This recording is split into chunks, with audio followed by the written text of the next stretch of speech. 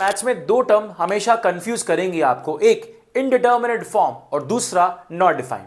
जैसे कि इसको हम लोग बोलते हैं इनडिटर्मिनेट फॉर्म, लेकिन इसको हम बोलते हैं अनडिफाइंड या नॉट डिफाइंड। आखिर दोनों में डिफरेंस क्या है? देखिए, जब भी हम बोलते हैं इनडिटर्मिनेट फॉर्म तो इसका मतलब है कि इसकी वैल्यू एग्जिस्ट तो करती है बट क्या होगी नहीं पता। जैसे एग्जांपल हमने लिया 0 पावर 0, एनीथिंग पावर 0 को 1 बोला जाता है और 0 पावर एनीथिंग को 0 बोला जाता है।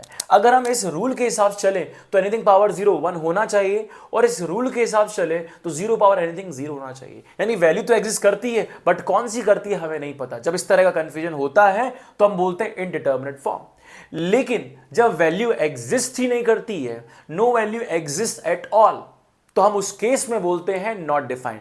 जैसे कि 1/0 का कोई सोल्यूशन नहीं है, इसकी कोई वैल्यू ही एग्जिस्ट नहीं करती है, ठीक है, तो हम इसको बोलते हैं कि ये this is tending to infinity. बोलते हैं इसकी वैल्यू जो कि वो इन्फिनिटी पर है, वो क्या है? There is no value, right. या फिर हम इसको ऐसे भी समझ सकते हैं, अगर हम डिवीजन को समझें तो डिवीजन क्या होता है? जैसे 15/3 क्या होता है?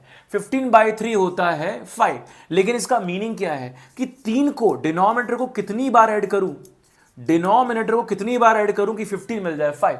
लेकिन अगर इधर समझें कि डिनोमिनेटर 0 को कितनी बार ऐड करूं कि 1 मिल जाए, कभी नहीं मिलेगा। It is not possible. So no value exist for this, so not defined. लेकिन जहां वैल्यू तो एग्जिस्ट करे लेकिन पता नहीं क्या होगी, उसको बोलते हैं इनडिटर्मिनेट फॉर्म। आई होप आपको समझ में आया हो। तो वीडियो को लाइक शेयर सब्सक्राइब जरूर करना और आप बताओगे कमेंट बॉक्स में कि और कौन सी इनडिटर्मिनेट फॉर्म है। जिंदाबाद।